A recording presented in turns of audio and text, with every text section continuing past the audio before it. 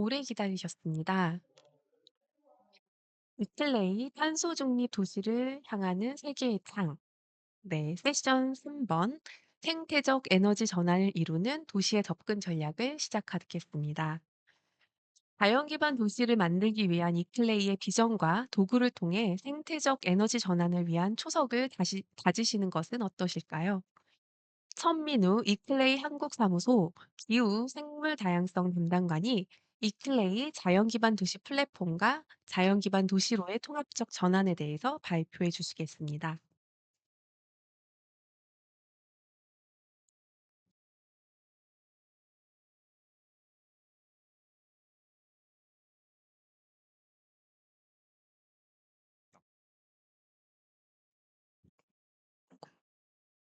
상체가 길어가지고.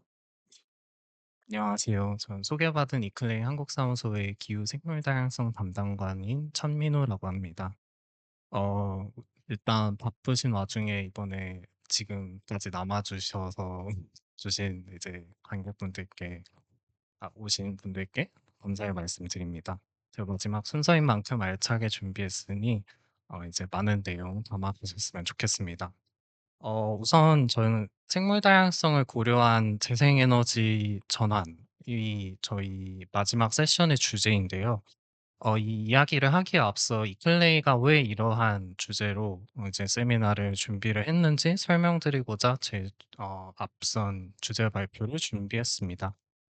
사실 그 이유는 이 제목을 보시면 아시겠지만 답이 나와 있는데요. 이제 지방 정부가 자연 기반 도시로의 통합적 전환을 이뤄야 하기 때문입니다. 그래서 이와 같은 순서로 발표를 진행을 할 거고요.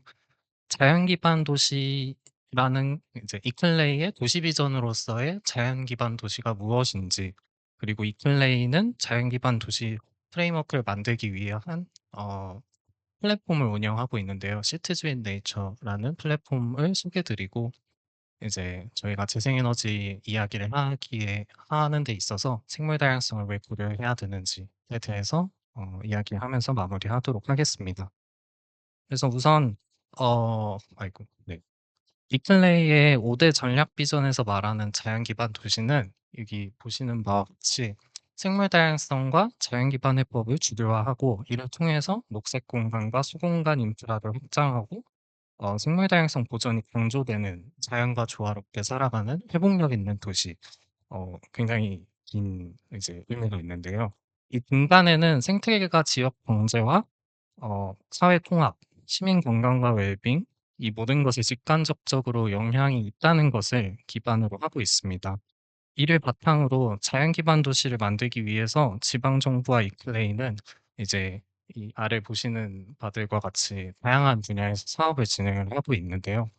오늘 주제인 에너지 전환 또한 어 이 이클레이의 전략 비전을 통한 지속 가능한 도시 달성에 있어서 아주 중요한 통합적 접근이 필요한 주제라는 것을 알 수 있습니다. 네. 네, 하지만 생물 다양성 증진과 생태계 보전 이런 이야기를 사실 지방 정부 지자체에서 말을 하기에 여러 가지 한계점이 있습니다. 아마 환경과에서 오신 분들이라면은 조금 공감을 하실 수도 있지만 다양한 개발 사업과 여러 가지 이제 어 정치적인 압력에 의해서 환경과 관련된 이슈들은 좀 후순위로 밀려날 경우가 많이 있습니다. 하지만 그럼에도 불구하고 이 플레이가 자연 기반 도시를 만들기 위해서 이제 다양한 공편익을 추구하면서 다른 5대 도시 비전들과의 시너지를 일으킬 수 있는 장점들을 어필을 하고 있는데요. 이제 대표적으로 도시 회복력 증진, 그리고 시민 보건과 웰빙 증진, 그리고 탄소 중립에 기여할 수 있다. 이러한 점들이 대표적으로 우리가 자연 기반 도시를 달성함으로써 이룰 수 있는 다양한 부수적이라기에는 또 메이저한 효과라고 할 수 있겠습니다.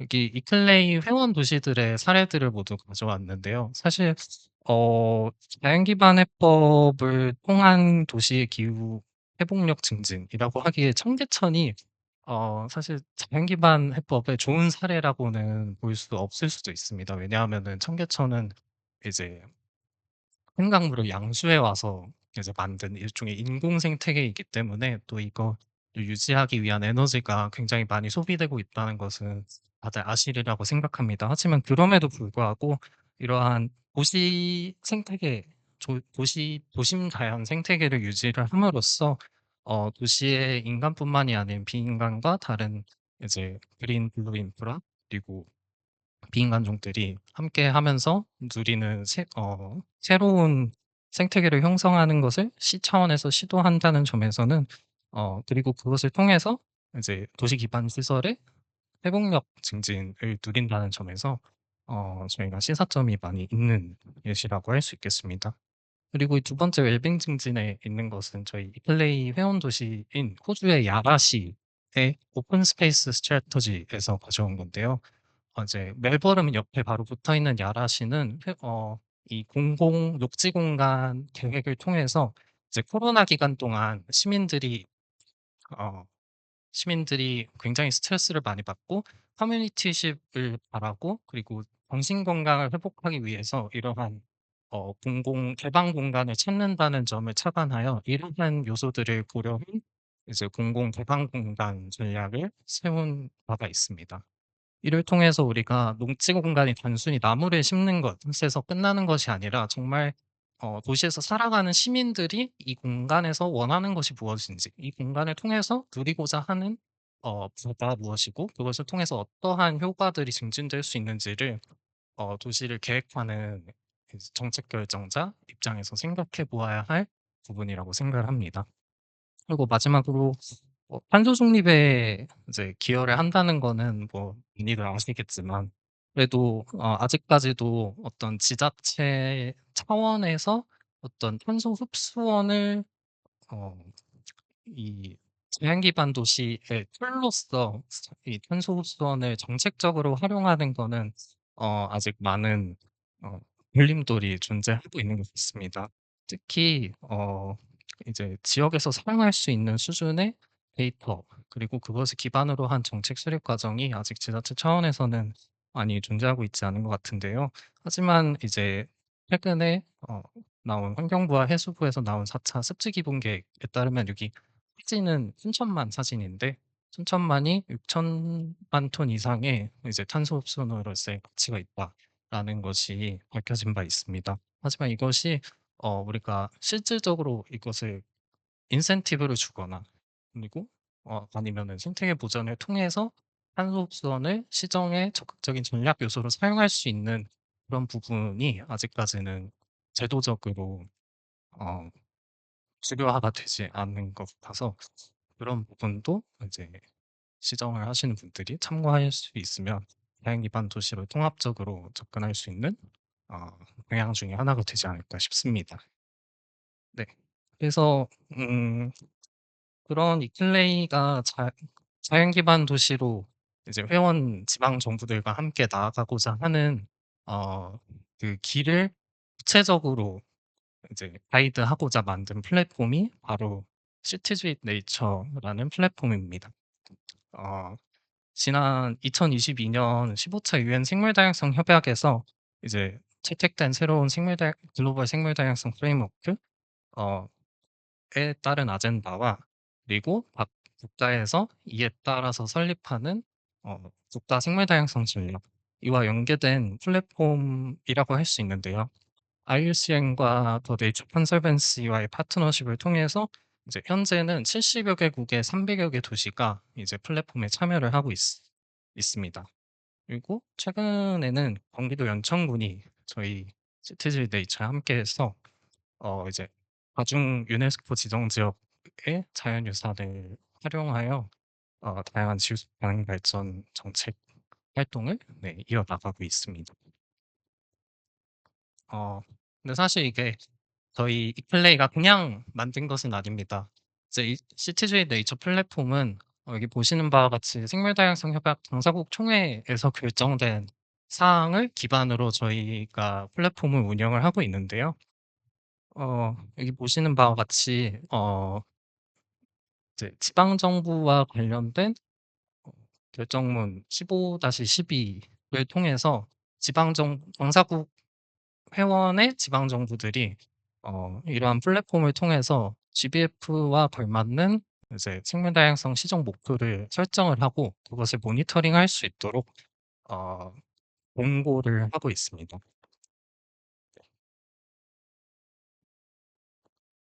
네. 그래서 시티주의 네이처를 통해서 지방 정부는 GBF와 국가 전략에 기여하고 자연 기반 도시를 달성할 수 있는 이 세 가지 커다란 전략 목표 하에 30여 가지 세부 실천 목표를 통해서 어 이제 시정의 생물 다양성 전략을 모니터링하고 그리고 그 성과를 플랫폼에 보고할 수 있는 체계를 가지고 있습니다. 그 이름이 액션 플랫폼이라고 위에 써 놓은 것처럼 액션 플랫폼인데요.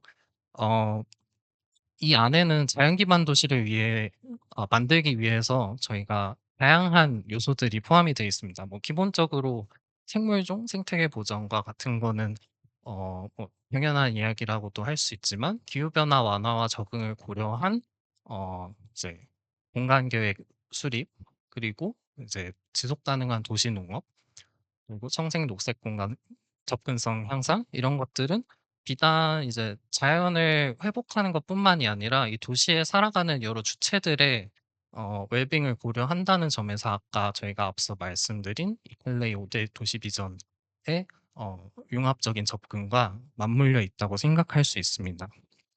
그래서 이 액션 플랫폼이 이야기하는 중요한 지점은 도시가 뭐 '자연 보전해야 된다.' 뭐 '보호 지역을 늘려야 한다.' 이런 선언적인 말뿐만이 아니라 구체적이고 정량화된 목표를 설정하고 그것을 달성할 수 있도록 그것을 트래킹하고 모니터링할 수 있는 어 플랫폼을 제공을 한다는 점입니다. 그래서 도시는 시티즈 네이처 액션 플랫폼에 등록을 하게 되면은 도시의 상황에 맞는 정량적인 목표를 설정하고 그리고 그것은 수후에 국가 전략이나 GBF에 정량적으로 기여할 수 있는 정책 자료로 활용될 수 있는 어 이제 그런 잠재력을 또 가지고 있습니다. 그리고 더불어서 플랫폼을 통해 다른 전 세계 다른 나라의 여러 지방 정부들과 네트워크를 형성하고 다른 나라의 선진 전략을 참고함으로써 생물 다양성의 정책 교류를 또 이어갈 수 있다는 이클레임만의 또 장점을 가지고 있습니다. 네. 그래서 시티즈 인 네이처를 통해서 이클레이가 자연 기반 도시를 구축하는 것에서 강조하고자 하는 것은 도시가 자연 기반 인프라와 기반 시설을 구축하기 위해 글로벌 아젠다를 기반으로 다양한 시정 요소들의 생물 다양성을 통합적으로 고려해야 한다는 점입니다. 그래서 여기에는 거버넌스 만들기, 모니터링 평가, 뭐 환류 과정을 거치는 그런 정책 프로세스의 전반적인 것을 해서 포함하고 또 도시 숲 그리고 오늘 이야기할 에너지 전환, 블루 카본, 지식의 거버넌스와 어 관리 이러한 다양한 분야에 대한 목표를 설정하고 이행해야 한다는 것을 이제 이클레이 회원 지방 정부들에게 또 요구하고 또 그것을 통해서 자연 기반 도시를 만들기를 바라고 있습니다. 그래서 저희는 지난 1년 동안 시티주의 네이처 프레임워크를 형성하기 위해서 다양한 뭐 세미나도 열고 정책 자료도 만들고 했는데요. 이를 통해서 지방 정부가 이클레이 회원 지방 정부가 통합적 전환을 위해서 핵심적인 협력을 이루고 또 과학 기반의 정책 수립을 촉진하고 그리고 이런 시티즈 네이처와 같은 정책을 모니터링하고 네트워킹할 수 있는 플랫폼을 사용하기를 권고를 하고 있습니다. 그래서 어 이런 통합적 접근을 할 수 있도록 이클레이는 지방 정부와 오늘과 같은 이런 논의의 장을 마련하고 또 지식 정보를 계속해서 생성하고 플랫폼을 운영하면서 도시들이 지속 가능한 도시 네트워크의 일원으로서 나아갈 수 있도록 계속해서 지원을 하고 있습니다. 네. 그래서 제 발표는 여기까지이고요. 어 남은 이제 저희 생물 다양성을 고려한 재생에너지 확대를 위한 발표들을 들으시면서 이러한 서로 다른 트랙의 어 지속 가능한 도시를 이루기 위한 어 목적들을 어떻게 하면 통합적으로 고민을 할 수 있을지 다 같이 네 생각해 주시면 감사하겠습니다. 네. 감사합니다.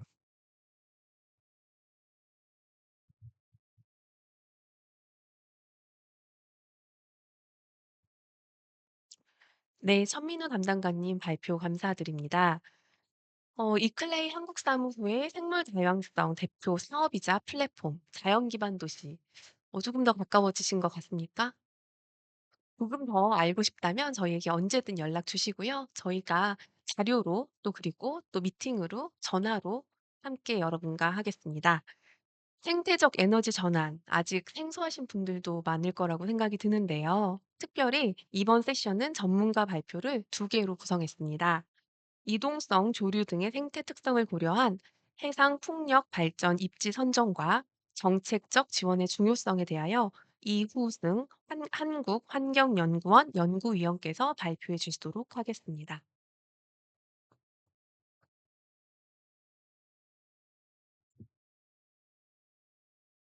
네. 방금 세계화된 KI의 유승입니다. 먼저 저도 오늘 이렇게 좀 세미나 자리에 와서 좀 같이 조금 제가 연구하고 있는 내용들을 공유할 수 있는 기회를 주신 것에 다시 한번 감사드립니다.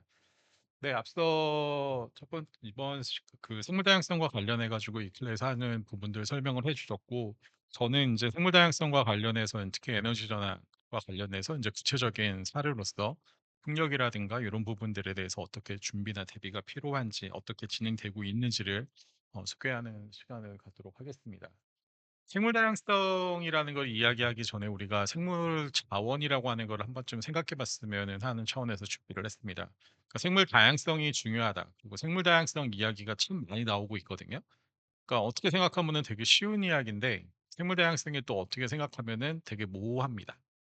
그러니까 흡사 저희가 그 생물 다양성이라는 거가 실제 중학교 1학년 과정에부터 나오기 시작을 하고, 막상 학생들한테 물어보게 되면은 생물이 얼만큼 다양한가 이런 이야기로 답은 하지만, 정말 그 다양한 거가 뭐지?라고 하는 부분인데, 화면에 보시는 것처럼 정말로 수많은 생물들이 있고, 이제는 그 생물 다양성이나 아니면 생물들 하나하나를 우리가 또 어떤 자원화하는 단계까지 이르렀고, 우리가 어떤 기본적인 자본으로서 이해하는 시기가 되었습니다.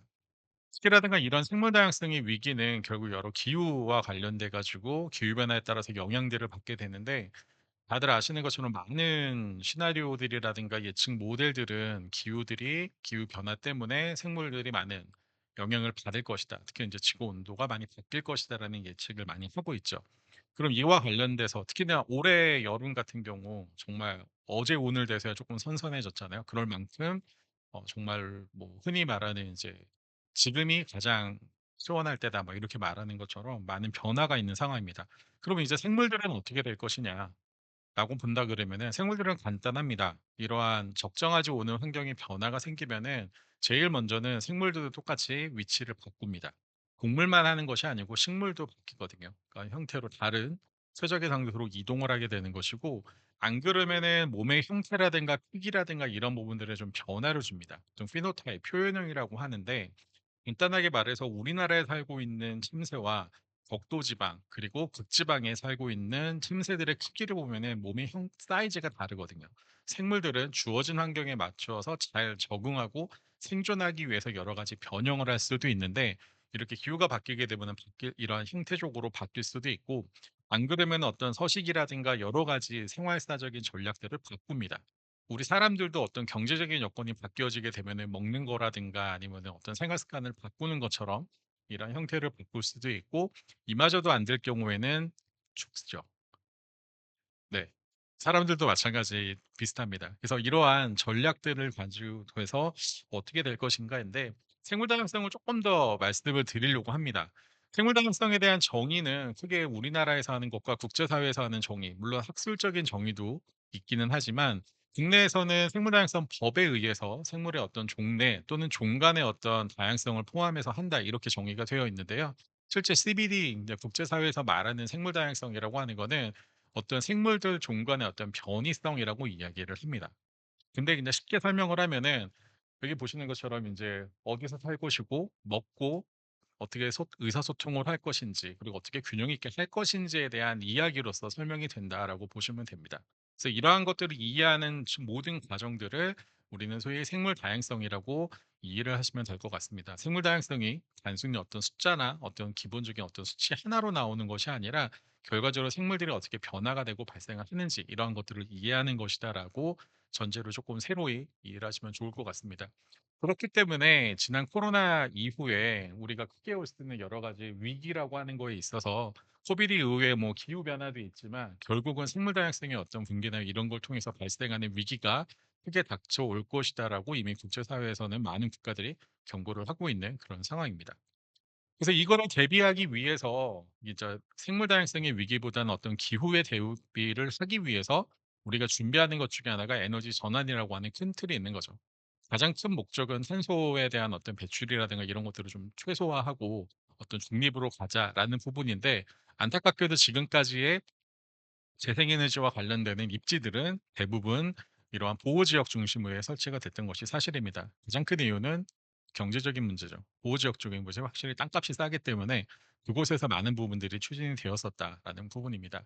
그런데 해상풍력 하나만 놓고 보더라도 생물 다양성 혹은 이런 에너지와 관련돼서 우리가 이용하는 바람을 이용하는 공간 그리고 이런 부분들이 실질적으로 많은 부분에서 중복이 됩니다.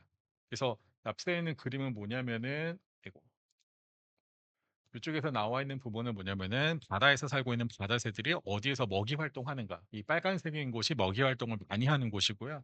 오른쪽에 있는 곳은 연간 어떤 풍속의 세기가 있는 곳입니다. 빨간색이 짙을수록 바람 세기가 세기 때문에 풍력 발전을 설치하면은 경제성이 높다 할 수 있겠죠. 그리고 세 번째 애들은 바다새들은 좀 집단으로 모여서 벌떼처럼 모여가지고 이제 번식을 하게 되는데 그 번식 지역들에 대한 위치입니다.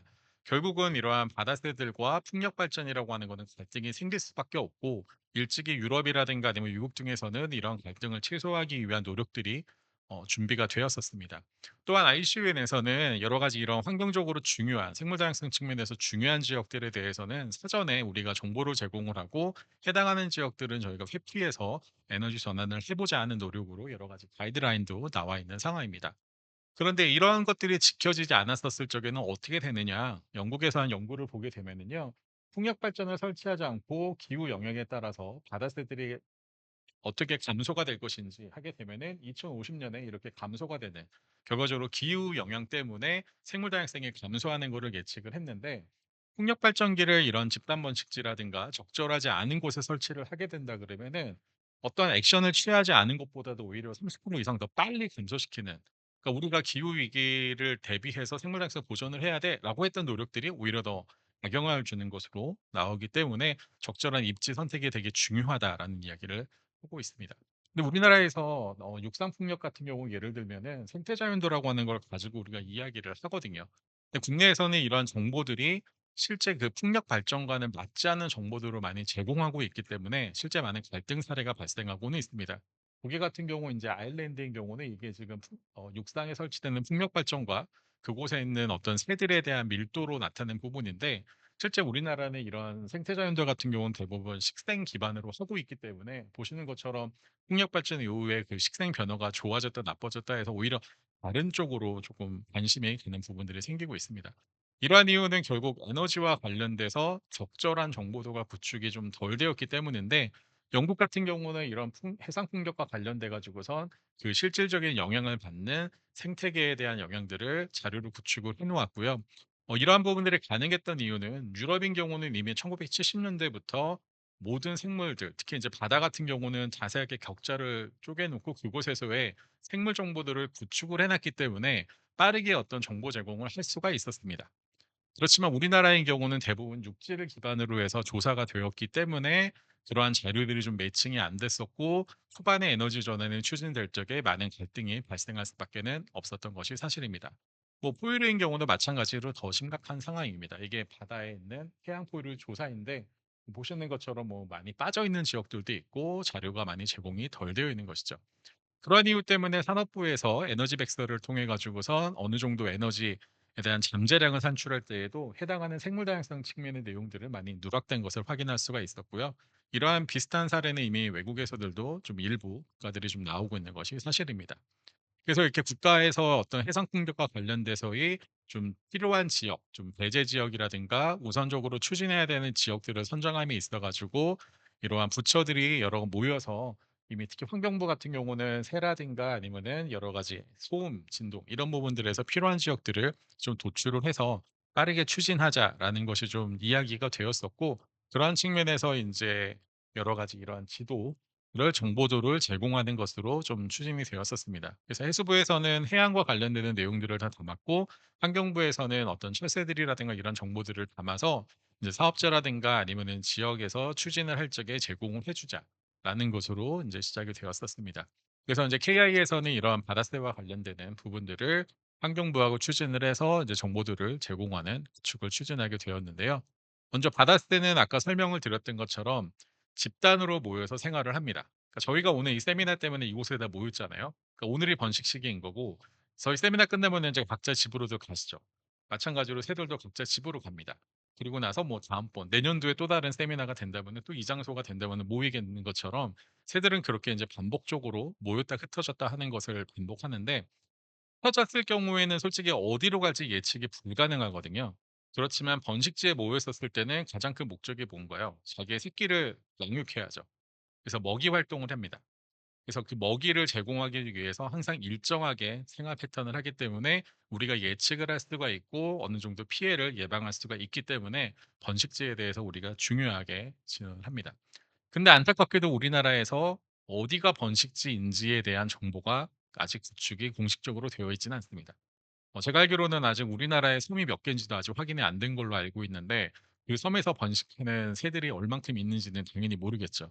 그래서 이게 우리나라의 가장 큰 우점종이라 할 수 있는 괭이갈매기라고 하는 애들에 대한 번식지만을 표시해 놓은 곳인데요. 대부분 서해안의 중심으로 많이 분포된 것을 확인할 수가 있고, 왜 괭이갈매기냐? 흔하디 흔한 새인데 이 괭이갈매기가 집단 번식을 할 적에 다른 멸종위기 종과 같이 번식을 하거든요.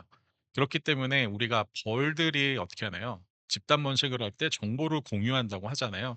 괭이갈매기가 먹이 정보를 공유를 멸종위기 종하고 같이 합니다. 그렇기 때문에 얘네들의 행동을 가지고 우리가 어떻게 공간을 이용하는지를 우리가 구축할 수 있기 때문에 이대에 대한 정보를 구축하고 하는 것들도 필요하다라는 것이 인제 현재까지 정리된 상황입니다. 그래서 이러한 기존의 자료들 육지로 했었던 거라든가 아니면은 단지 수적으로 했던 정보들을 한 개를 이어서 인제 얘네들한테 어떤 연구를 저희가 했냐 그러면은 쉽게 말해서 핸드폰을 하나씩 줬습니다. 네. 새들한테 핸드폰을 줬는데, 예, 저희가 우스갯소리로 이야기를 한 거지만 새들한테 이렇게 위치 추적기라고 하는 거를 등에다가 부착을 합니다. 이거는 인제 실제 저희가 생태 연구를 많이 하는 것인데, 이 추적기 안에는 인제 유심이 들어가 있고요. 얘네들이 이동하는 좌표 정보들을 기록을 하게 됩니다. 그래서 저희가 3년 동안 기록을 했었고, 동해남에 서해 동시에 들어가서 대략 한 500여 마리의 새들한테 부착을 했고 10 초당 한 지점씩의 데이터를 쌓았습니다. 그래서 엄청난 데이터죠. 여러분들도 아마 10 초당 지난 3 년간 다녔던 거 한번 찾아보시면은 어마무시할 텐데, 그러한 자료들을 처음으로 인제 구축을 해서 그 자료를 가지고 인제 구축을 했는데, 새들의 종류들도 괭이갈매기와 한 것이 아니라 괭이갈매기를 포함해서 여러 멸종위기 종들에 대한 정보를 구축을 했습니다. 잡는 방법은 뭐 이렇게 그물을 해서 잡기도 하고 아니면 이렇게 덫을 놔서 잡고요. 그런 다음에 요 몸무게를 붙이는데 거의 몸무게의 아주 작은 부담이 없는 공간으로 했습니다. 그래서 이렇게 순면 전역에 걸쳐서 다양한 종들을 했었고, 그래서 인제 알게 된 것 중에 하나가 인제 소위 새와 관련해서 나오는 가장 첫 번째 궁금한 것이 인제 이동 경로죠. 보시는 것처럼 우리나라에서 어디를 통해 가지고 가는지, 그 노란부리 백로라고 하는 천연기념물이자 멸종위기 종인데요. 이쪽에 서해안에서 번식한 애들들이 보시는 것처럼 베트남과 필리핀 쪽으로도 이동하는 것을 확인했고, 저어새 또한 비슷하게 많은 이렇게 이동하는 걸 확인할 수 있는데, 재밌는 거는 저어새가 요쪽에 이 중국에 있는 남봉도 지역으로는 가지를 않았었습니다. 이유는 이 지역에 대규모 해상 폭력이 설치가 됐거든요. 이후에 얘네들의 경로가 바뀌었고 가서 내려앉지 못하고 다시 한국으로 돌아왔던 것이 2년 전에 이제 KBS 환경 스페셜에서도 나왔던 사례가 있었습니다. 그다음에 인제 이동하는 인제 알라꼬리 마더요 같은 경우는 저희가 서천에서 부착을 했는데, 보시는 것처럼 러시아에서 번식하고 내려오는 경로를 인제 확인을 했고요. 그다음에 인제 킨드프리 도요라고 하는 새 또한 마찬가지로 비슷한 경로로 하는 것을 국내에서 처음으로 확인했습니다. 그래서 이러한 자료를 가지고 선으로 보여주는 경로로 끝나는 게 아니라, 보시는 것처럼 인제 해양에서 어떻게 얘네들이 이용을 하고 있고 거기가 중요한 지역인지 아닌지를 하는 공간 분석을 실시를 해서 대부분의 인제 봄, 가을에 오는 이동 철새들인 경우는 갯벌에서 휴식을 하기 때문에 그 지역이 인제 주된 지역인 것들을 확인할 수 있었고, 저 새는 이쪽에 서남미 영광 쪽에서 번식을 하는데 번식 이후에 주변에서 머물다가 이동하기 것을 이제 확인을 했고요. 그다음에 이제 뭐 쫀디뿌리 도요라든가 이제 이런 부분들을 비슷하게 저희가 확보를 했습니다. 이 자료가 뭐냐면 이제 괭이갈비과 관련해서 이제 3년 동안 모아놓은 자료입니다. 아까 10초 했던. 이게 점을 정말로 할 수 있는 가장 작은 걸 갖고 붙였는데 어떠시나요? 어마무시하죠. 그래서 이렇게 멀리 분포 가는 것도 확인할 수가 있고 제일 재밌는 거는 저희가 울릉도 독도도 들어가서 부착을 했거든요. 참고로 말씀드리면 울릉도 독도 애들이 이쪽에 동해안에 와서 새끼들한테 먹이를 주기 위한 활동을 합니다. 하루에 120분 이상을 왔다 갔다 합니다. 동해안의 경우는 자기의 그냥 속된 말로 나와버린 거죠. 쉽게 이용할 수 있는. 서해안의 경우들도 엄마 많이 무시하는데 요 라인 보이시나요? 요 라인이 뭐냐면은 갈매기들인데 이쪽에가 중국 어선들이 여기 라인에서 EEZ 배타적 경제 수요관을 넘어올 수 없기 때문에 그 라인에서 딱 서서 조업하는데 이제 갈매기들은 먹이를 뺏어 먹는 이제 그런 형태들도 확인할 수가 있고 이렇게 보면 울릉도 독도 애들이 이제 번식 끝난 다음에 블라디보스톡이라든가 이류 쪽으로 내려가는 심지어 독도 애들은 서해안에 와서 겨울을 보내고 다시 번식돼 돌아가거든요. 근데 이쪽 일본 쪽으로는 가지 않는다라는 거에 이제 해수부가 상당히 고무적으로 얘기를 해주셨었는데 네, 어떻게 이용하실지는 잘 모르겠습니다. 자, 이러한 자료를 가지고 보시는 것 같은 어떤 공간 자료를 만든 다음에 실제 해상 풍력을 추진함에 있어서 어디를 좀 저희 우선적으로 보호해야 될지 그리고 어느 지역에서는 좀 적극적으로 해야 될지를 저희가 도출을 했습니다. 그래서 이걸 가지고 그냥 끝내는 것이 아니라 실제 환경부에서는 해상 풍력과 관련되는 환경영향 평가를 함에 있어서 이렇게 이제 기존 같았었으면 1년 동안 사업자한테 조사를 시키거든요. 그럼 조사 비용도 엄청나게 비싸게 들어가고 시간도 들어가게 되는데 실제 그 결과 자체가 너무 의미가 없습니다. 왜냐? 저희가 3년 동안에 매 10초 단위로 데이터를 이렇게 수백 마리 모아놨는데 사업자들이 통상적으로 한 사업당 위치 추적하는 비용을 한 1억에서 2억 정도 들어가거든요. 근데 새에 닿아서 잡아서 달아놓은 다음에 대부분의 자료가 한 달 뒤에 죽거나 한 두세 달 뒤에 죽습니다. 근데 그 자료 갖고 평가서 들어오면은 사업자는 돈을 썼으니까 썼다라고 제시를 하는 건데 뭐 아무 의미가 없는 거죠. 그렇기 때문에 이제는 그렇게 안 하고 해상 풍력과 관련돼서는 이렇게 환경부가 저 오히려 자료를 제공해 주는 방법으로 바뀌었습니다. 그렇기 때문에 시간도 절약이 되고 경제적인 것도 절약이 될 수도 있고요. 또한 최근에 해상 풍력 관련돼서 이제 특별법 준비될 적에 정보 구축에 있어서도 이 자료를 이제 활용하게끔 그래서 바로 하는 쪽으로 이야기가 되어 있습니다. 그다음에 인제 어떤 세 가지 기존에는 무조건 보호하는데 보존하자 그리고 저감하자라고 했는데 세 번째인 일단 보상이라고 하는 새로운 정책적인 체계를 좀 마련을 하고 있습니다. 무슨 얘기냐면은 보호만 하는 게 아니라 약간 어중간한 애매모호한 지역에 있어서는 사람에 대한 보상이 아니고 새들에 대한 어떤 생존율이라든가 개체군의 크기를 유지하기 위해서의 어떤 보상 노력을 하는데 실제 이렇게 영국 같은 경우는 키티웨이크라고 하는 이제 갈매기 중에 하나인데 걔네들의 번식지를 이렇게 아파트 형태로 지어 줍니다. 그럼 새들이 그곳에서 번식을 하거든요. 그래서 우리나라는 비슷하게 국가유산청에서 최근에 이름이 바뀐 이렇게 번식지에다가 식생 매트를 깔아줌으로써 번식에 대한 어떤 성공률을 높여주는 그러한 정책적인 것도 가능할 것이다라는 부분입니다. 좀 정리를 해주다 보면은 결과적으로 이러한 저감이라든가 우리가 해상 풍력과 관련돼서 특히 유럽 중심의 많은 자료들을 갖고 오게 되는데요. 이 자료들을 저희가 가져올 적에 그냥 가져오기보다는 좀 상황을 알았으면 하는 측면에서 우리가 좀 필요한 얘기를 좀 가져왔습니다. 이게 영국의 해안 모습이고 이게 우리나라 진짜 갯벌의 모습이죠. 영국의 해안은 이렇게 대부분 수직 절벽으로 되어 있습니다. 수직 절벽으로 되어 있고 이곳이 번식지거든요. 그러니까 번식지이다 취식지이기 때문에 주로 해안으로부터 일정 부분 이격이 되면은 특별한 문제는 없습니다. 근데 우리나라의 경우는 갯벌에서부터 시작을 해서 아까 보셨던 것처럼 섬들에서 번식을 하기 때문에 그 사이 공간이 되게 중요한 지역이 되거든요. 그래서 이러한 어느 정도 실제 그 서식 현황이라든가 기반들을 정리를 해서 그거에 맞게끔 어떤 정보나 내용들을 하는 게 좀 필요하다라는 부분이고 더더군다나 이러한 어떤 조화로운 어떤 추진을 위해서는 생태적인 생태 현황도 이해를 하고 어떤 영향을 최소화하는 노력들에 대해서 좀 과학적으로도 검증한 채로 하는 게 필요하다. 결국 이러한 거는 우리가 어떤 생물 다양성과 기후 변화, 그다음에 인간의 건강이라는 측면에 대해서 균형 맞춰서 정책적인 게 추진하는 게 필요하다라는 것으로 오늘 이야기를 마무리하도록 하겠습니다. 감사합니다.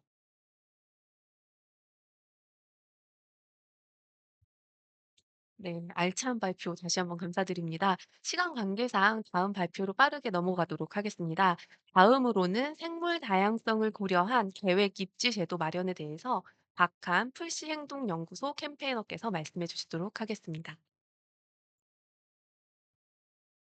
음. 어떻게 넘겨? 뭐 없는데? 마이크 이거예요? 네, 안녕하세요. 저는 풀시행동연구소에서 나왔고요. 생물 다양성을 고려한 재생에너지 확대 방안을 발표한 한 캠페이너라고 합니다. 안녕하세요. 네, 여기 저희 습관 혼론이 조금 설- 소개시켜 드리고 싶어가지고 저희 가지고 왔고요. 한번 참고해 주세요. 그 아까 전에도 계속 얘기가 나오고 있지만 생물 다양성 그리고 생태계, 자연 이런 것들은 계속 줄어들고 있습니다. 1970년대부터 조사해온 바로는 개체군의 규모가 계속 줄어들어서 지금 그때에 비해서 70%나 줄었다고 합니다.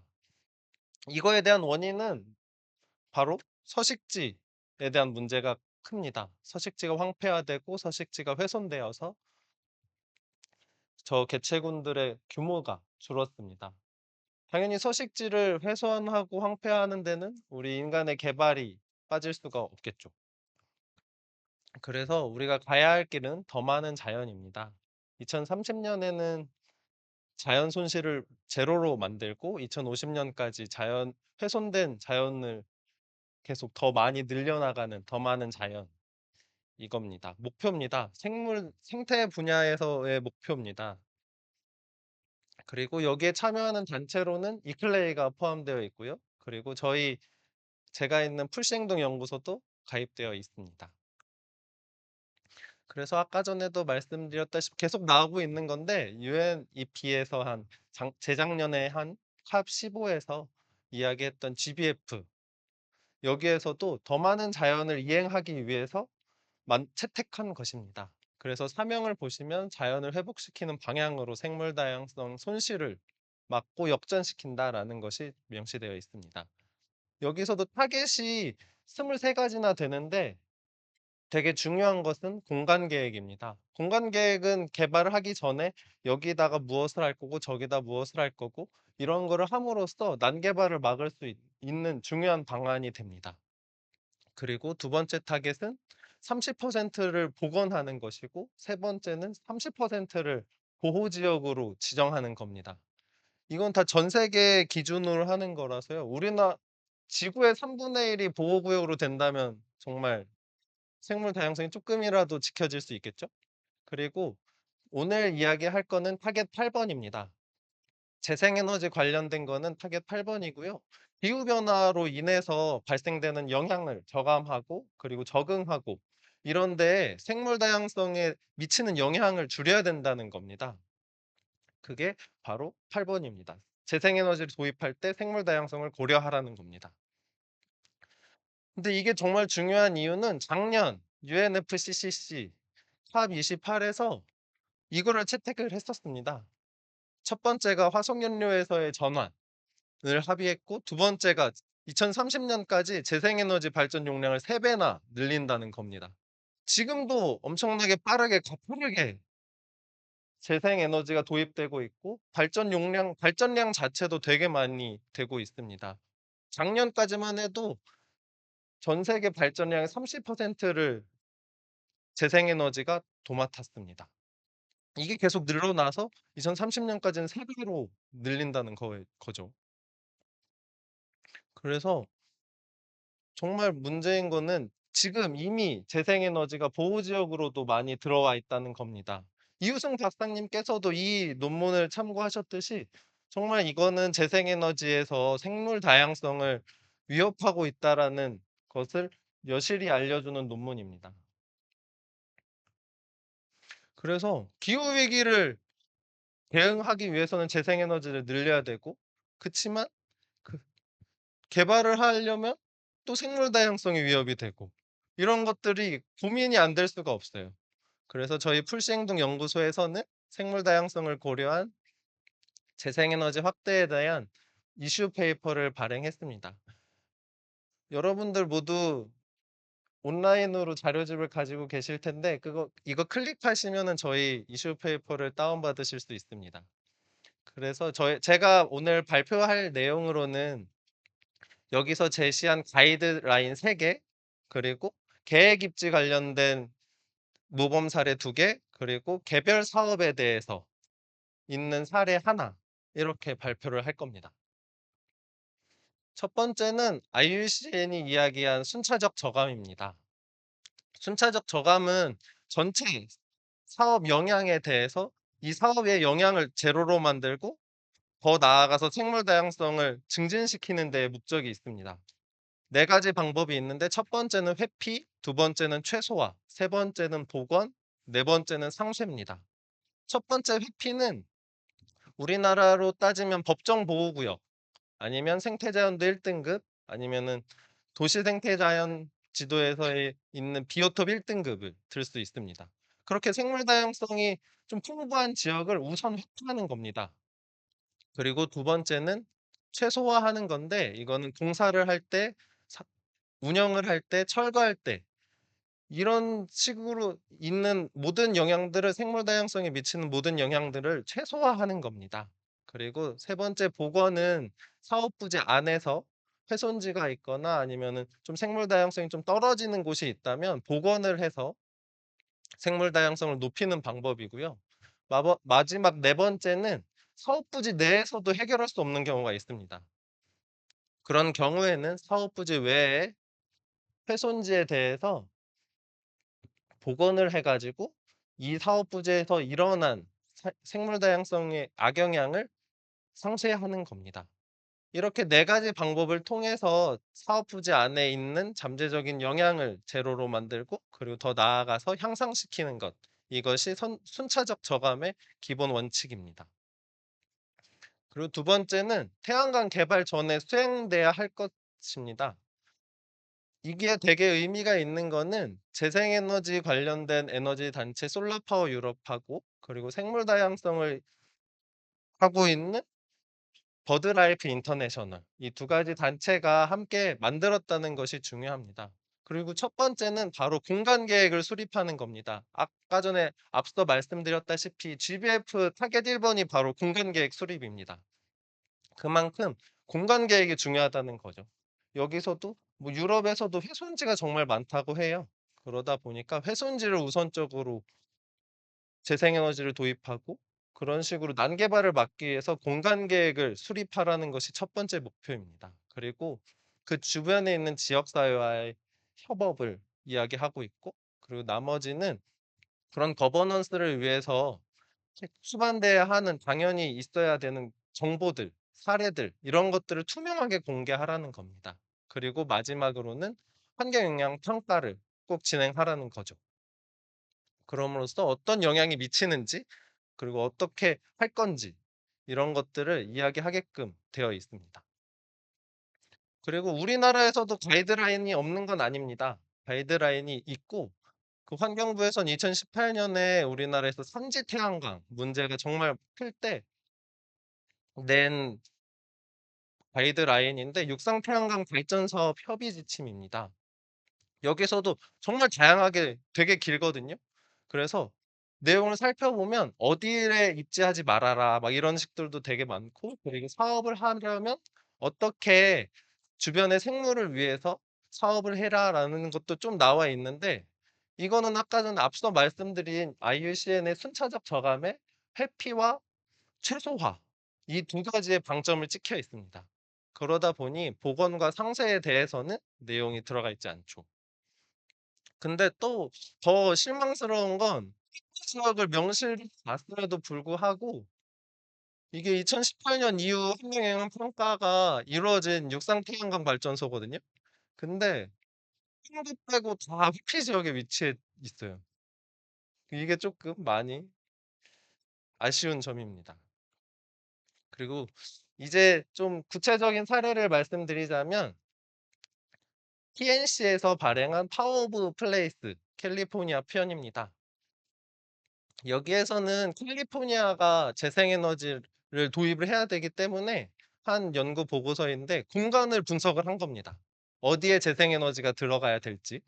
그래서 총 5가지 단계로 나눠 놨는데 1 단계는 회피 단계. 그래서 카테고리 1은 우리나라의 뭐 법정 보호 지역, 뭐 야생생물 보호구역, 뭐 습지보호구역 이런 법정 보호구역, 그리고 카테고리 2는 행정보호구역, 행정적으로 보호해야 하는 곳. 우리나라에 치면 뭐 생태자연도 1, 2 등급이나 아니면은 비오톱 1 등급 그런 정도겠죠. 그리고 카테고리 3은 보전 가치가 높은 지역입니다. 그 지역 내에서 어디가 보전 가치가 높은지는 우리나라도 뭐 도시 생태 현황 지도를 통해서 알고는 있습니다. 그래서 그런 곳들, 그리고 카테고리 4는 이제 생물 다양성이나 이런 것 말고도 토시 경관까지 경관적으로 우수한 지역을 회피하는 겁니다. 그리고 두 번째는 공급 관련돼 가지고 어떻게 태양광 에너지를 공급할 것인가에 대한 공급 곡선을 그려서 공간을 분석했고, 세 번째는 캘리포니아에 맞게 공급 곡선을 그렸습니다. 그리고 네 번째는 캘리포니아 말고도 송전선으로 연결되어 있는 인접 지역들을 포함한 곳이고요. 다섯 번째는 이런 것들을 통합해서 전략 환경 영향 평가를 수행하는 것입니다. 이렇게 5가지로 재생에너지 발전 구역을 뽑아냈습니다. 그래서 보면 앞서 말씀드린 분석을 2-3 단계까지 진행한 다음에 뽑아낸 것이고요. 회피 단계에 따른 회피 아까 말씀드렸던 카테고리 1, 2, 3, 4번 있잖아요. 이런 것들을 어느 정도 포함시켰느냐에 따라서 사이팅 레벨 1부터 사이팅 레벨 4까지 있습니다. 사이팅 레벨 1은 법정보호구역, 행정보호구역, 그리고 보전 가치가 있는 곳, 그리고 경관이 우수한 곳, 이런 곳들을 모두 회피한 곳입니다.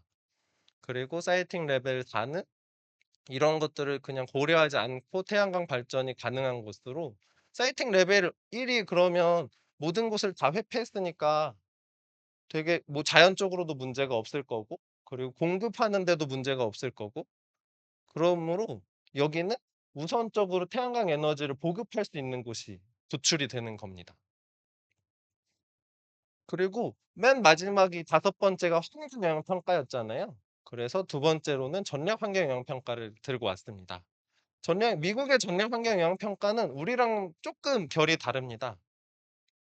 여기는 전략 환경 영향 평가를 통해서 재생에너지 계획을 수립하는 과정으로서 활용을 하고 있었습니다. 그래서 재생에너지 부지를 발견할 때 환경 민감 지역을 확인하고 배제하는 것이 안에 포함되어 있습니다.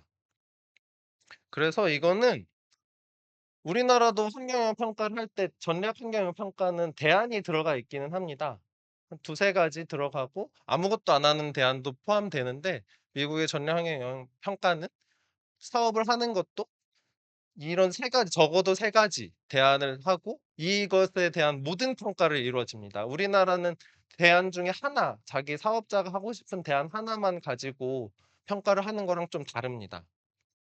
그래서 첫 번째 비조치 대안은 태양광 발전을 할 수 있는 곳을 뽑아내는 겁니다. 그리고 두 번째 프로그램 대안은 환경적이나 아니면은 주민 수용성 문제에서 태양광 발전이 가능한 곳. 그리고 세 번째 SEG, 세즈 대안으로는 태양광 발전도 가능하고 환경적으로도 문제없고 주민 수용성으로도 문제없고 그리고 전력망 개통으로도 문제가 없는 곳입니다. 그래서 이거를 또 공간적으로 지도화 시켰습니다. 노란색은 비조치 지역으로서 그 모든 그냥 태양광 발전을 할 수 있는 겁니다. 근데 이 중에서 모든 곳을 다 회피하고 화 주민 수용성도 문제없고 환경적으로도 문제없고 개통적으로도 문제없는 곳이 저 파란색. 우선적으로 재생에너지를 도입하는 곳이 할 곳이 도출이 된 것입니다. 어떻게 보면 뭐 크게 보면은 뭐 '전체 태양광 발전을 할 수 있는 곳의 1.5% 밖에 되지 않네.'라고 할 수도 있겠지만, 어떻게 보면 1.5%라는 구체적인 사이트가 있기 때문에 우선적으로 도입하기가 더 용이합니다. 그리고 이번에는 개별적으로는 어떤 사업이 있냐 한번 말씀을 드리겠습니다. 리베로즈 태양광 발전소라고 해서 독일에 있는 태양광 발전소입니다. 근데 이거는 좀 특이하게 보호구역 안에 있고요. 과거에는 소련군이 군부대로서 활용했었던 곳입니다. 그러다 보니까 주 정부에서는 여기 군부대 시설로 오염이 너무 많이 되어 있었던 거예요. 우리나라도 뭐 용산 군 기지라던가 그런 것들이 뭐 오염이 많이 된 것처럼 여기도 군사 지역이 오염이 많이 되어서 정화가 필요했던 상황이었고, 그리고 기업은 대규모 태양광 발전 단지가 필요했습니다. 그러다 보니 주정부는 20년간 토지 임대를 했고, 기업은 재생에너지를 따기 위해서 그 훼손지를 복원하였습니다. 그러다 보니 이 사례는 보호구역 내 오염원도 처리하고, 그리고 재생에너지도 깔면서 복원을 한 사례입니다. 이걸 보면은 리베로즈 태양광 발전소 주변의 보호구역입니다. 알겠습니다. 저게 다 보호구역이고요. 리베로즈도 당연히 보호구역 안에 있습니다. 그리고 이 리베로즈가 위치한 저 보호구역은 독일 최대의 황야 지역이라고 합니다. 그러다 보니 이것을 복원할 때 초지 복원, 관목지 복원이 제일 우선시 되어야 했고요. 그래서 저 보라 색깔이 초지로 복원한 것이고, 밑에 초록 색깔이 산림으로 복원한 겁니다. 그리고 가운데 하얀 색깔이 태양광 복원입니다. 2021년도랑 2000년도 위성 사진을 보면은 가운데만 쏙 바뀐 게 보이죠? 이렇게 여러 가지를 살펴보았는데요. 이렇게 살펴보니까 제안 드리고 싶은 게 있었습니다. 총 5가지입니다. 뭐냐면 자연자원 총량제 방식의 순차적 저감이 돼야 되겠다 싶은 것이 하나 있습니다. 우리나라가 아까 전에 말씀드렸다시피 최소화와 회피는 그래도 그나마 되고 있는데 복원과 상쇄는 되고 있지 않습니다. 그렇기 때문에 우리가 갖고 있는 도시생태 현황지도 이것을 활용해서 복원과 상쇄를 할 필요가 있습니다. 그리고 두 번째는 계획 입지를 도입하는 겁니다. 도시군 기본 계획에 재생에너지를 입지할 수 있는 용도 지역과 용도 지구를 미리 설정을 해 놔서 사업자들은 사업자대로 개발을 할 수 있는 곳을 알려주고, 그리고 대규모 적정 규모의 재생에너지가 도입되다 보니 개통 문제도 좀 해결할 수 있게끔 하는 것이 목적입니다. 그리고 환경적으로도 갈등을 좀 줄이고 주민 수용성 문제도 미리 하는 것에 의미가 있습니다.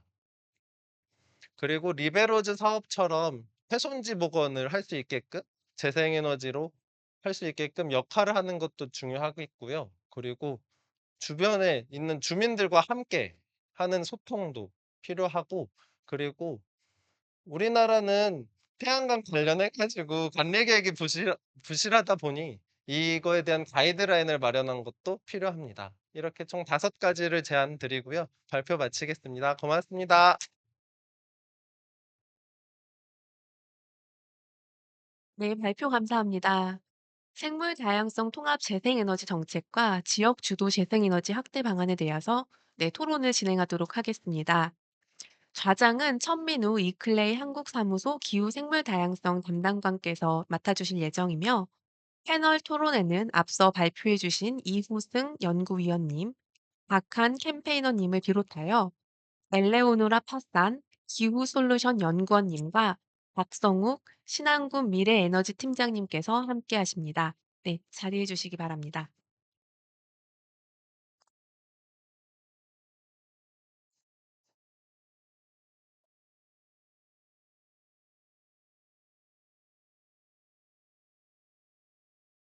아 네. 이우승 박사님하고 박한 선생님 발표 너무 잘 들었습니다. 이 되게 어 많은 자리에서 이 이야기가 나와야겠다고 생각이 들 만큼 너무 재밌게 또 발표를 해 주셔서 발표 너무 재밌게 들은 것 같고요. 저희 토론 시작하기에 앞서서 저희 를 안 하신 토론자 두 분의 어 이야기를 먼저 듣고 그다음에 질문으로 넘어가면 좋을 것 같습니다. 우선은 저희 멀리 신안군에서 오셨습니다. 신안군 미래에너지 팀 성욱 팀장님께 우선 마이크를 드리겠습니다. 네, 안녕하십니까. 신안군 신재생에너지과 미래에너지 팀장 박성욱입니다. 어, 주제를 보고 저는 사실 좀 당황했는데, 저희가 지금 추진하고 있는 신재생에너지 개발이 공유 정책에 대해서 간략하게 먼저 말씀드리겠습니다. 저희가 이 정책이 시작됐던 게, 햇빛과 바람은 저희가 지역 주민의 것이라는 것으로 해가지고 시작을 했습니다. 그래서 민선 7기에 출범과 동시에 저희가 교수님께서 신재생 에너지 정책 방향 기자회견을 저희가 해서 어 읍면을 여러 수차례 순회하고 사업자를 대상으로 해서 공청회를 2차례를 해 가지고 설득을 시켰고요. 그리고 저희 같은 경우는 이제 지방의회 의원들을 설득을 시켜야 되고 이 정책에 대해서 방향성을 많이 설명을 했습니다. 그렇 그렇게 해서 2018년 10월 5일 날 저희가 전국 최초로 신재생 에너지 개발이 공유에 관한 조례를 제정했는데 조례를 제정과 동시에 저희가 감사원 감사를 1년 2 개월 받았습니다. 그래서 감사원 감사는 어 조례를 개정을 하라 그랬는데 개정하지 않고 그냥 주의나 통보하는 걸로 해 가지고 유지를 할 수 있어 가지고 이 정책을 저희가 지금까지 유지하고 있고요. 이 정책은 간단하게 보면 저희가 지역 주민이 협동조합을 설립하고 SPT의 자본의 30% 정도를 주식이나 채권이나 펀드 형태로 해 가지고 저희가 참여하는데 지금까지 대부분 채권 형태로 해 가지고 저희가 참여를 하고 있습니다. 그래서 주민조합은 금융권에서 PF 대출 받아 가지고 진행을 하고요. 그걸로 저희가 사무채권을 인수합니다. 발전사업자가 진행하는 사무채권을 인수하고 그 과정에서 발생할 수 있는 각종 담보나 신용이나 이런 문제들을 사전에 전부 다 해결을 해 가지고 주민조합한테는 어떠한 리스크를 받지 않게 그렇게 구조를 했습니다. 이 과정에서는 물론 사업자들이랑 반발이 좀 많이 있었는데 지역 주민과 이익을 같이 공유하자는 취지로 해 가지고 이 부분을 설득해서 이어갔고요. 주민들 입장에서 봤을 때는 조합비 저희가 10,000원을 내면은 전부 다 혜택을 받을 수 있게 저희가 구조를 하겠습니다. 어 저희 주민들 보면 아이가 막 태어난 아기도 저희가 40세 이하로 전입을 오면 신안군에 전입 오면 전입 온 사람도 모두 동등하게 지금 혜택을 받고 있고 세대 수에서 이렇게 다른 데는 2 명, 3명 이렇게 제한을 하는데 그런 거 제한하지 않고 세대원은 전체 다 혜택을 받을 수 있게 저희가 제도를 만들었습니다. 저희가 이 제도를 시행했을 때 2018 년도에 제일 처음 했고 2019 년도부터 이제 협동조합을 설립을 했었는데 설립하는 과정도 쉽지 않았습니다. 그리고 저희가 회원 모집도 쉽지 않았고 2021 년도에 저희가 안자도에 배당금, 햇빛연금을 나눠줬을 때 지역 교수님께서 직접 읍면을 전체 순회를 하면서 홍 가입도 하고 홍보를 했는데 한 1년 정도가 걸렸습니다, 가입하는데. 그리고 그다음에 지도에서 가입하는데 한 6 개월 정도 걸렸고 작년 4월 달에 임자도 했을 때는 한 2 주도 안 걸려서 전부 다 회원 가입이 90%를 돌파를 했었습니다. 그 21년 4 월에 전국 최초로 저희가 안자도랑 전라도에 이렇게 배당금을 지급했는데 3,283명 주민들한테 1 인당 매 분기별로 저희가 17만 원에서 68만 원을 지급을 하고 있습니다. 그리고 21 년도에는 21년 11 월에는 지도 주민의 4,378 명에게 1 인당 매 분기별로 11만 원에서 60만 원을 지급을 하고 있고요. 임자도 주민에는 3,238 명에게 10만 원에서 40만 원까지 지급하고 있습니다. 그래서 21 년도부터 올 지금 현재까지 지급 총 누적액이 179억 정도 되고요. 저희가 국민의 11,058명 저희가 38,000여 명 정도 국민이 되는데 약 29%가 이 정책의 혜택을 받고 있습니다. 그리고 지금 올해 9월 저번 달부터 상업 운전을 시작을 했는데 기금도회가 3,516 명이 지금 하고 될 예정이어서 지금 그리고 진도랑 신의도라는 2개 또 섬에 공사를 착공할 예정이어서 26년도면은 저희가 약 국민의 36%가 혜택을 줄 수 있습니다. 원래 저희가 이 정책을 시행을 했을 때 신안군을 전체로 대상으로 해서 주민들을 하고 싶었는데 너무 그러면 정책 효과가 미비해서 지금 안자도만 이렇게 각각의 태양광이 이렇게 들어서는 데만 해서 위주로 저희가 했고요.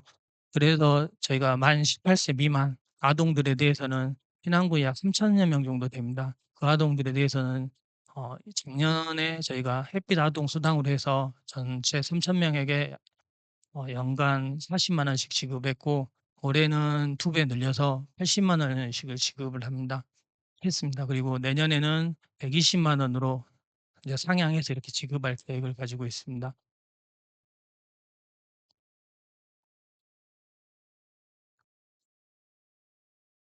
그리고 저희 군 같은 경우는 인구 소멸 1위 지역입니다. 50 년이 되면 인구가 하나도 살지 않을 것이라는 이런 전망이 나왔고요.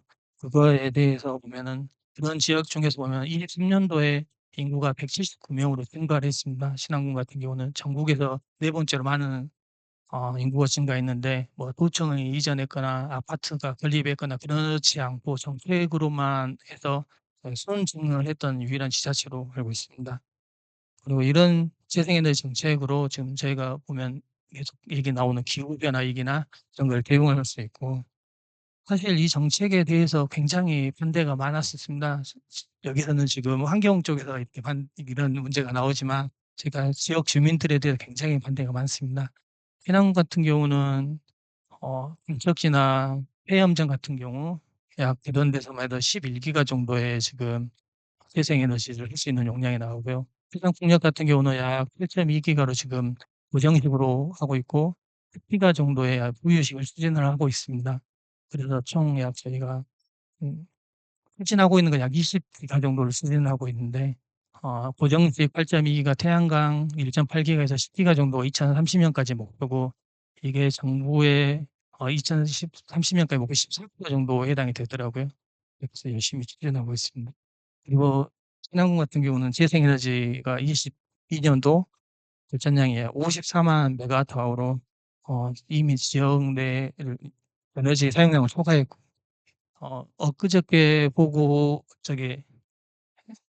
엊그저께 나왔던 거에 보면 1 인당 전력 보급률이 3kW를 초과하고 있습니다. 굉장히 높은 수치입니다. 다른 지자체는 1%도 안 되는데 신안군은 지금 1 인당 보급률이 3kW를 초과하고 있습니다. 저희가 해상풍력이 8.2기가가 가동하면 연간 한 3천억 원 정도의 주민 소득이 좀 발생할 걸로 생각하고 있고 그다음에 1 인당 약 월 50만 원씩 지급을 목표로 해서 추진을 하고 있습니다. 저희 신안은 햇빛과 바람은 중동의 기름과 같은 거라고 교수님께서 매번 말씀하시더라고요. 그래서 태양광과 해상풍력 재생에너지로 햇빛연금, 바람연금을 실현해서 기후 위기랑 지역 소멸에 정말 두께를 잡을 수 있도록 하겠습니다. 이상으로 간략하게 신재생 에너지 이익공유 정책의 소개를 마치겠습니다. 감사합니다. 네. 팀장님 감사합니다. 앞서 박한 선생님이 발표에서 제언해 주셨던 것처럼 이제 재생에너지 정책을 통해서 주민 수용성을 확보한 국내에 되게 몇 안 되는 케이스 중에 하나인 것 같은데요. 네, 실질적인 인센티브를 또 제공을 하면서 또 동시에 앞에 저희 첫 번째 세션 정의로운 전환에서 언급했던 것처럼 이것이 비단 산업 문제만이 아니라 인구 소멸, 지방 소멸과도 결부된 문제를 함께 해결할 수 있는 통합적인 정책으로서 나아갈 수 있다는 것이 아주 고무적인 것 같습니다. 그리고 저희 다음 패널로 이제 기후 솔루션의 엘레오노라 박산 연구원님께서 저희가 태양광과 이제 해상 풍력에 대해서 박사님과 박한 선생님께서 이야기를 해주셨는데요. 또 재생에너지의 가장 두 번째로 큰 비율을 차지하고 있는 것이 이제 현재 바이오매스입니다. 이에 대해서 이제 짧게 토론해 주시겠습니다. Eleanor, floor is yours. 안녕하세요. 저는 기후솔루션 환경단체 기후솔루션 산림팀에서 근무하고 있는 엘레오노라 사장입니다. 일단 한국어 모국어원이라 양해 부탁드립니다. 음. 우선 이클레이한테 감사 말씀드리고 싶고, 그리고 탄소 배출 줄이기 과정에서 기후 변화와 생물 다양성 손실의 연관성을 무시할 수는 없습니다. 우리가 선택하는 해결책을 두 가지 모두 고려해야 합니다. 이호승 연구원님께서 해상 풍력을 발전을 위한 생태계와 생물 다양성을 고려한 건강 기획의 필요성을 언급하셨는데, 이는 기후 솔루션이 주치하는 계획 입지 제도와 일치합니다. 하지만 서둘러 추진된 북녘 프로젝트를 생물 다양성에 해를 끼칠 수 있는 반면, 현재 목표보다 3배 더 많은 전력을 생산하는 더 다른 에너지 원인 바이오매스는 대한 고려가 필요합니다. 바이오매스는 한국에서 두 번째로 큰 재생에너지며 함유 기반 바이오연료처럼 생태에 매우 새로운 가짜 재생에너지입니다. 목재 태워 전력을 생산하는 목재를 바이오매스는 겉으로는 지속 가능해 보이지만, 대규모 생산은 특히 산림 발재와 주요 목재 바이오매스를 데우는 경우 심각한 문제를 일으킵니다. 주요 목재 바이오매스는 숲에서 직접 채취하는 나무를 의미합니다. 여러 연구 따르면 나무를 데우는 것은 단위 에너지당 석탄보다 더 많은 탄소를 배출하면 그 영향을 수십 년 동안 지속됩니다. 새로운 나무를 심더라도 단소를 다시 흡수하는 데는 100년 이상 걸릴 수 있습니다. 즙을 훼손하면 단수를 원과 생태적 무결성을 영구적인 손실을 초래할 수 있습니다.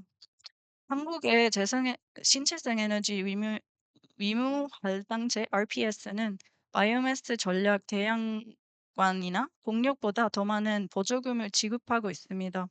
그 결과 저희 최신 이슈 브리프에 따르면 바이오매스는 전략에서 7천만 톤 이상을 CO2가 배출을 하였습니다.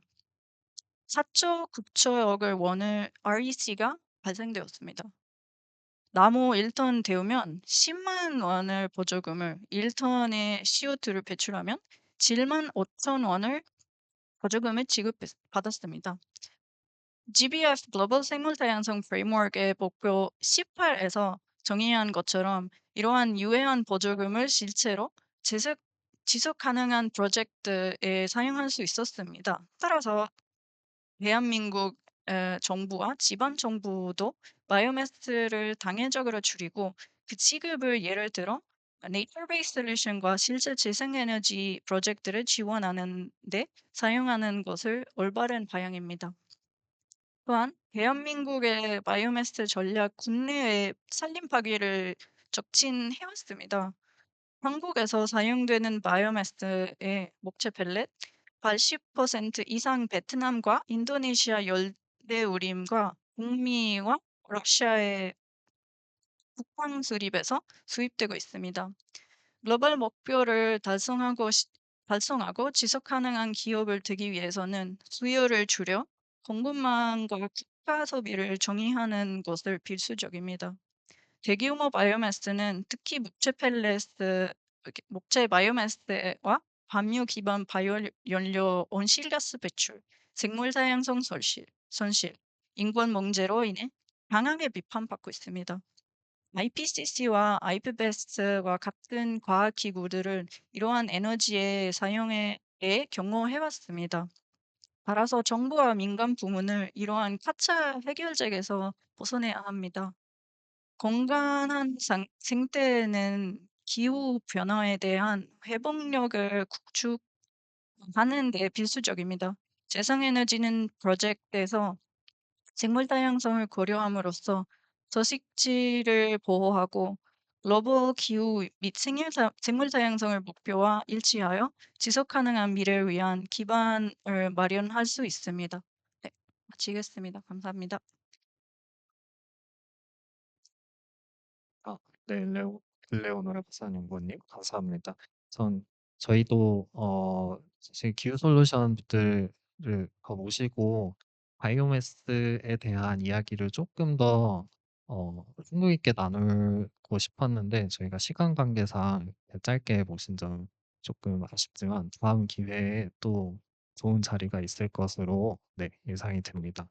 그래서 저희가 저희가 질문들을 드리기에 앞서 많이 나가시긴 했지만 혹시 플로어에 질문이 있으면은 우선적으로 받으려고 하는데요. 혹시 어 없으신 것 같으니 네 저희가 바로 질문으로 넘어가겠습니다. 우선 이우승 박사님께 어 사실 제가 그러니까 그 지자체에서 활용할 수 있는 공간 계획 기반의 접근이 조금 어려울 거라고 생각을 했는데 발표하신 부분에서 환경부랑 해수부가 이제 해상 풍력을 도입하는 데 있어서 이러한 데이터들을 사업자에게 제공한다고 말씀을 해 주셨어요. 혹시 이거에 대해서 혹시 이게 적용된 좀 구체적인 사례나 아니면 해수부와 환경부의 자료가 활용된 어 그 경과 같은 게 혹시 있으면 좀 소개해 주실 수 있을까요? 네. 일단은 해수부인 경우는 앞서 말씀드렸던 것처럼 먼저 이런 공간 정보 구축하는 거는 이제 다부처로 진행이 되었고 산업부가 일단은 각각 해양에 대한 부분은 해수부한테 그리고 아까 말씀드렸던 철새라든가 몇 가지들은 이제 환경부한테 요청을 해 놓은 상황입니다. 그래서 이거를 이제 취합을 함에 있어서 일단은 해수부 쪽은 자체적으로 해양 어떤 보호 지역이라든가 내용 등은 구축은 했는데 그거는 아직 안타깝게도 조금 비공개인 상황인 거고요. 환경부인 경우는 일단 철새 조사들을 아까 보셨던 것처럼 구축이 끝났고 그거와 관련돼서 최근에 들어오고 있는 거 아마 작년 여름부터라고 하면 됩니다. 작년 초부터 실제 해상 풍력에 대한 환경영 평가서가 접수가 되었었을 때 과거에는 조사를 시켰던 거를 지금 하지 않고 아까와 같은 식으로 하고 있습니다. 제가 사업명에 대해서는 구체적으로 언급하기는 좀 그렇고 최근에 한 대략 한 7, 8개 정도의 실제 그 현재 협의가 되거나 협의 진행 중인 사업들에는 해당하는 정보가 활용이 되었다고 말씀드릴 수 있습니다. 네. 그러면 이것이 그 이전에 그 약간 환경 영향 평가를 통해서 입지에 대한 평가를 한 것과 구체적으로 어떤 차이가 있는지만 간단하게 말씀해 주실 수 있을까요? 아까 보셨던 것처럼 기존의 조사는 그냥 해안이라든가 선박을 이용해서 그냥 조사를 했었던 자료를 가지고 사업자가 영향 여부를 해왔는데 실제 어렵거든요. 바다 가서 배 타고 나가서 새를 본다라고 하면은 뭐 도시어부 같은 거 보셨겠지만 새들을 실제 보기가 어려운 상황입니다.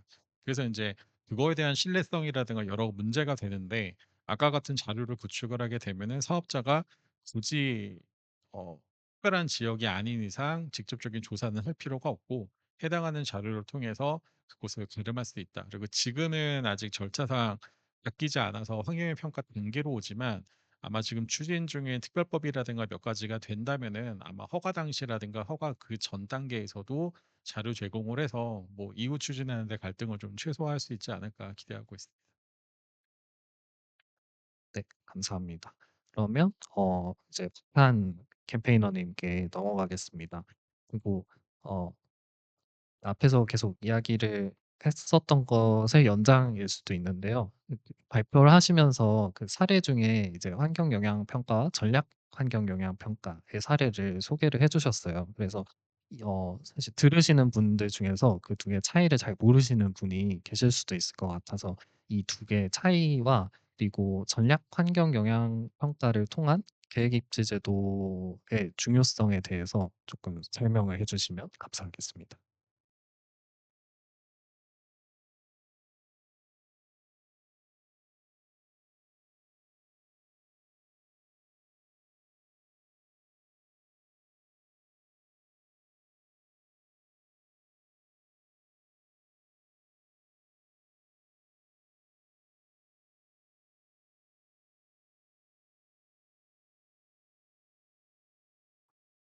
네.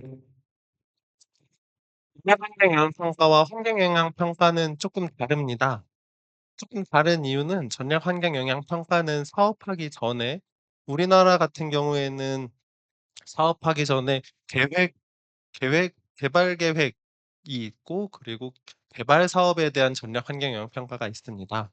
그러다 보니까 실시 계획 이전에 어떤 계획을 세운다거나 아니면 정말 큰 개발 사업이 있기 전에 좀 이야기를 하는 차원에서 전략 환경 영향 평가를 실시하는 경우가 있습니다. 그리고 환경 영향 평가는 좀 규모가 있는 개발 사업들에 대해서 환경에 미치는 영향이 어느 정도인지 식별하고 이걸 어떻게 최소화할 것인지에 대해서 이야기를 하는 보고서입니다. 제가 들었던 이야기 중에 하나는 전략 환경 영향 평가는 미국의 전략 환경 영향 평가입니다. 우리나라의 전략 환경 영향 평가는 아니고요. 미국의 전략 환경 영향 평가는 안에 아예 공간 분석이 들어가 있고 그리고 이것들을 재생에너지 개발 부지를 드러내는 데 목적이 있습니다. 지금까지 보면 어떻게 보면 우리가 익히 알고 있는 환경 영향 평가는 개별의 사업, 어떤 사이트에서 일어나는 개발 사업에 대한 환경의 영향을 평가하는 거라면 미국의 전략 환경 영향 평가는 사업을 아예 하기 전에 이 도시 안에서 재생에너지를 어디서 할 수 있을 것인지에 대한 평가를 하는 겁니다. 그러다 보니 이게 개발 사업이 아니라 그냥 부지 발굴이 목적인 겁니다. 그러다 보니까 우리나라에서는 어떻게 보면 이런 것들을 해본 적은 없고요. 미국에서는 이렇게 해봤는데 우리나라에서도 도입을 하면 저는 참 좋을 것 같은 게 개발 사업을 하기 전에 우리나라는 계속 주민들이 환경영향 평가를 접하는 시기가 사기 전이거든요. 그러다 보니까 개발 입지가 들어서는 것부터 논의를 하게 된다면 주민들에게도 이거에 대해서 충분히 이 논의를 할 시간이 있고 그리고 부지를 발굴하는 것이기 때문에 이거 여기에다 굳이 사업을 안 해도 되는 거예요. 여기에 문제가 있다 그러면 다른 사이트에다가 할 수도 있는 거거든요. 그러다 보니 그런 용이점이 있습니다. 그러다 보니까 전략 환경 영향 평가를 좀 부지 발굴의 도구로서 활용하는 것이 참 좋겠다 싶었습니다. 네, 감사합니다.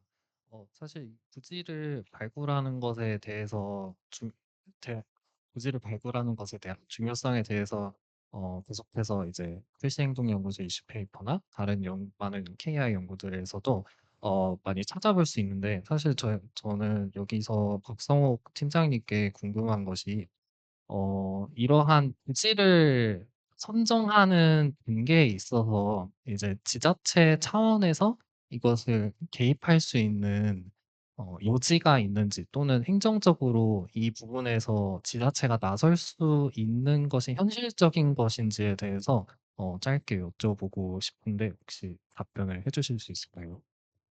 이게 태양광 같은 경우는 저희 보통 대부분 국유지나 군유지에서 보통 사용하지는 않습니다. 그래서 입지가 대부분 정해져 있고요.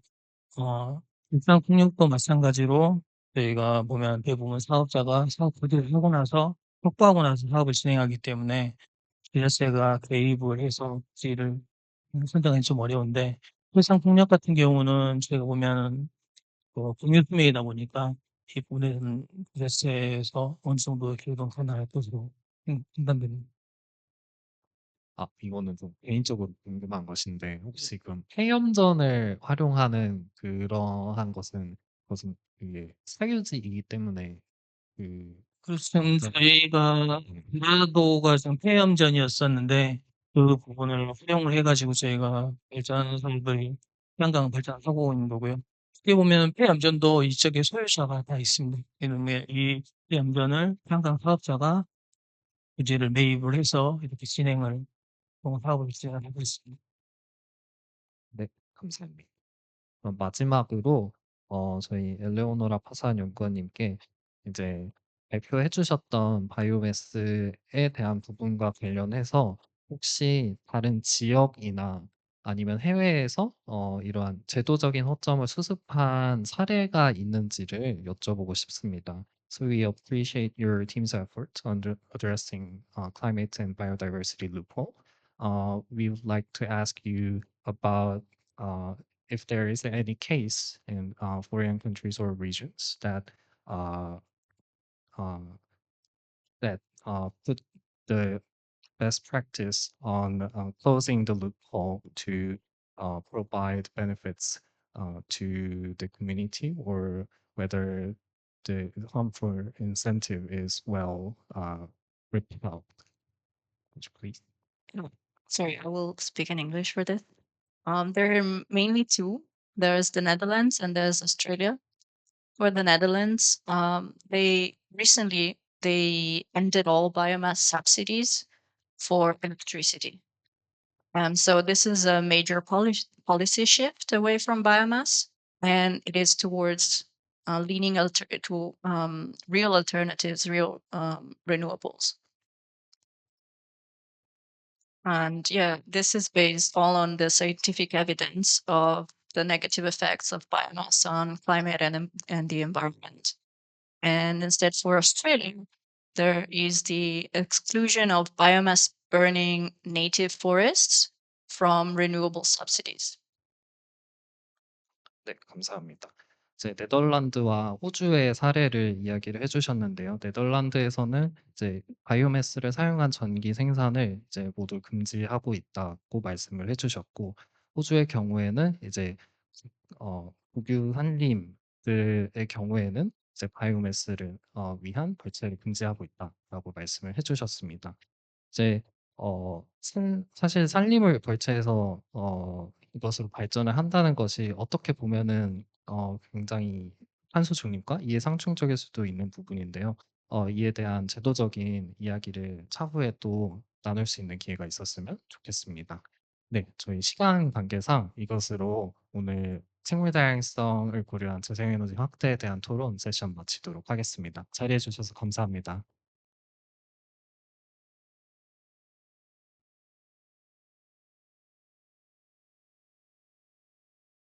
세션 3은 다양한 전문가와 그리고 캠페이너 분들의 말씀을 듣기 위해서 발표를 2개 준비하고 또 많은 분들을 토론자로 모셨습니다. 마지막 세션까지 함께 해주신 여러분 감사드리고요. 유익했기를 바랍니다. 이제 정말 오늘 마지막 세션을 시작하겠습니다. 긴 시간 집중해서 세미나에 함께 해주셔서 감사합니다. 제가 유튜브를 보니까 아직 함께하고 계신 분들 계시는데요. 유튜브로 듣고 계시는 분들도 네, 감사드립니다. 마무리 발언으로 곽연희 이클레이 한국사무소 소장님께서 에너지 전환을 위한 이클레이의 통합 비전에 대해서 말씀해 주실 예정입니다. 네, 박수로 맞이해 주시기 바랍니다. 저는 개인적으로는 시작한 지 얼마 안 됐는데 벌써 끝났다 이런 생각인데 여러분들은 어떠신지 모르겠습니다. 여러분들은 오늘 크게 나누어서는 3개의 세션을 운영했는데요. 그 3개의 세션이 모두 관통하고 있는 주제는 에너지 전환이었습니다.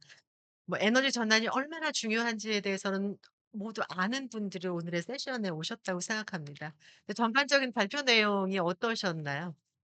때로는 '아 이렇게도 할 수 있구나.' 이렇게 좀 제 창의적인 아이디어로 '아 쪼끔 더 생각해 보면 좋겠다.' 이런 동기를 주는 순간도 있었지만 어느 대목에서는 '정말 이렇게까지 잘할 수 있을까? 지금 막 달려가고 있는 그 트랙을 어떻게 쪼끔 더 하는 것이 가능할까?' 이제 이 두 생각 사이를 이제 오가면서 오늘의 세션을 들었던 것 같습니다. 근데 그럼에도 불구하고 에너지 전환은 적어도 지속 가능성 위기 시대의 기후 위기를 극복하기 위한 대단히 중요한 방법이고, 그리고 그것을 실현해야 되는 1차적인 책임은 저는 공공에 있다고 생각합니다. 가장 큰 것은 국가가 그것을 실현할 수 있어야 되고, 그리고 지금은 국가 혼자 하는 것이 아니라 국제사회가 결정하고 국가가 기본적인 국제적 의무를 다하기 위한 노력을 다하고, 그 목표를 보다 효과적으로 잘 실현하기 위해서는 지역에서 그런 정책 내용들이 구체적으로 혁신적인 방법으로 추진되는 것이 대단히 중요하다라고 하는 전제 위에서 이클레이 한국사무소는 오늘의 세미나를 준비했습니다. 그리고 특히 이 에너지 전환으로 가는 길이 어 우리나라의 특히 이제 지역의 정부들, 그다음에 국가도 마찬가지지만 정부들이 에너지 전환을 얘기하고 있지만, 에너지 전환이 궁극적으로 지향하는 것이 에 것에 대해서 모두가 공감대를 갖고 있는 것 같지만 그 접근하는 방식에 있어서는 대단히 다르다는 것도 확인할 수 있습니다. 그래서 그렇게 가는 과정 중에 우리가 어떻게 무엇을 더 고려해야 되는지에 대한 시사점을 갖기 위한 것이었습니다. 그래서 아무쪼록 오늘은 오늘 우리가 하루 종일 하긴 했지만 한 번의 세미나가 모든 답을 줄 수는 없다고 생각합니다. 명백한 것은 에너지 전환을 위해서 함께 노력해야 된다는 전제가 있고 그것을 보다 잘하기 위해서 우리가 고려해야 될 영역이 더 많다고 하는 것에 대해서는 조금 더 적극적으로 좀 공감을 할 수 있는 시간이었으면 좋겠고요. 그런 문제의식 위해서 요 대화의 폭을 조금 더 확장할 수 있으면 좋겠습니다. 이제 오늘은 이클레이 한국사무소의 세미나니까 이클레이의 관점에서 오늘의 세미나와 이제 결론, 앞으로 우리가 함께 나누고 싶은 메시지랄까요? 좀 말씀드리고 싶은 내용은 이클레이는 지방 지역의 정부들이 회원으로 가입해서 활동하는 국제적 네트워크입니다. 그래서 이클레이에서 얘기하고 싶은 것은 지역의 정부가 우리 사회에서 어떤 기여를 해야 하는가? 무엇을 공적 책무로 가져가야 되는가라고 하는 질문입니다. 그래서 그것은 이클레이의 답은 지속 가능한 도시를 만들어야 될 책임, 그 1차적인 공적 책무는 지방 정부에게 있다. 이렇게 얘기하고 있고요. 지역의 정부들은 그런 공적 책임을 잘 하기 위해서 지속 가능한 도시를 만들기 위한 노력을 해야 하는데 어떻게 할 거냐, 어떻게 접근할 거냐라고 하는 질문에 대해서 앞서 이클레이의 활동 내용을 얘기하는 것처럼 5개의 도시 비전을 얘기하고 있는 것입니다. 그래서 그 첫 번째는 우리가 얘기해 온 기후 에너지 분야죠. 저탄소, 무탄소, 탄소 중립을 실현하기 위한 노력이고요. 그다음에 두 번째는 도시 3터에서 자연성을 가장 활화하기 위한 노력을 해야 된다고 하는 것입니다. 그래서 보호하고 보존하고 지속 가능하게 활용하고요. 그리고 또 하나는 도시에서 순환의 가치를 실현하지 않으면 지속 가능한 도시가 될 수 없다고 하는 것. 그리고 기후 위기 시대에 재난은 피할 수 없는 이제 사회적 숙명이랄까요? 그런 시대에 살고 있는데 이런 지속적으로 닥쳐오는 자연적, 사회적 충격들 예측하고 잘 대비함으로써 도시 자체가 도시의 기능 자체가 회복력을 가질 수 있도록 만드는 것. 그리고 이런 가치를 실현할 때 무엇보다 사람 중심의 철학 그리고 그런 가치가 도시에서 실현되도록 할 때 비로소 지속 가능한 도시가 만들어질 수 있고 그렇게 할 때에 우리가 기후 위기 시대에 기후 위기도 극복할 수 있다. 이렇게 얘기하고 있습니다. 그리고 이 5가지는 다 5가지의 접근 방법이라고 얘기하지만 그것은 하나로 다 연결되어 있어서 오늘의 세미나가 얘기하는 것처럼 에너지 전환을 이루는 세 개의 창 이렇게 저희가 제목을 달았잖아요. 그래서 자연, 보전, 생물 다양성, 자연 기반의 접근 방식, 또 서큘라의 가치, 순환의 가치를 실현하는 것, 또 하나는 에너지 전환도 분명하게 정의로운 전환이라고 하는 가치를 향해서 실현되도록 할 때 지속 가능한 도시를 만드는 길에 훨씬 더 가깝다고 하는 메시지를 조금 더 폭넓게 공유하고 싶었습니다. 아마도 현장에서 에너지 전환 이슈를 만지시는 분들은 훨씬 더 많은 생각을 하셨으리라고 생각합니다. 오늘 안타깝게도 함께 세미나에 참여해 주신 다양한 목소리를 우리가 토론 과정 중에 담지는 못했지만 이클레이가 회원 조직이잖아요. 게다가 그런 지역의 정부들과 협력하는 다양한 주체들이 있습니다. 그런 분들이 오늘 세미나에 참여하셨기 때문에 앞으로 보다 적극적으로 구체적인 현장을 놓고 조금 더 속 깊은 대화를 좀 하고 싶다. 이런 의지를 이클레이는 오늘 세미나를 통해서 여러분들께 메시지를 공유해 드렸고 여러분들도 적극적으로 다가와 주셔서 조금 더 적극적으로 효율적으로 그리고 에너지 전환에 접근할 수 있는 동료들의 모임이었다. 이렇게 좀 해석을 해 주시면 좋을 것 같습니다. 아무튼 오늘 리플레이의 모든 우리 동료들도 이 세미나 준비하고 발표 준비하느라 애쓰셨고요. 특히 한국에서 심지어 신안에서도 오셨어요. 지역에서 오셨지만 안국을 안 쳐서 신안에서까지 오셨고 그리고 먼 곳 가까운 곳에서 많은 연구자, 활동가들께서 함께해 주셨습니다. 이 함께해 주신 분들을 우리 같이 근거리에 있는 파트너로 보고 앞으로 이클레이에서는 좀 더 적극적으로 소통하도록 하겠고요. 오늘 함께해 주신 여러분도 이클레이가 멀리 있지 않다. 그쵸? 손쉽게 온라인으로 오프라인으로 연락 주시면 이클레이도 조금 더 적극적으로 소통할 준비를 하도록 하겠습니다. 오늘 하루 동안의 프로그램을 기획하고 또 오늘 개최했는데 함께해 주시고 끝까지 자리해 주시고 또 앞으로도 이 정보를 활용하실 여러분들과 앞으로 좀 더 자주 만나게 되기를 바라면서 오늘 세미나의 마지막 메시지는 이 정도로 정리하도록 하겠습니다. 여러분 함께 해 주셔서 고맙습니다.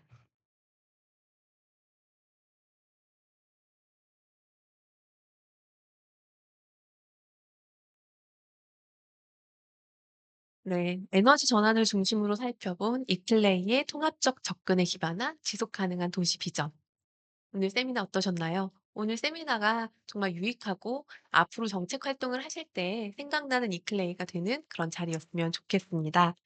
새로운 관점 혹은 기존 관점의 확대 그리고 좋은 사례를 습득하여 네, 이 세미나를 기억해 주시길 바랍니다.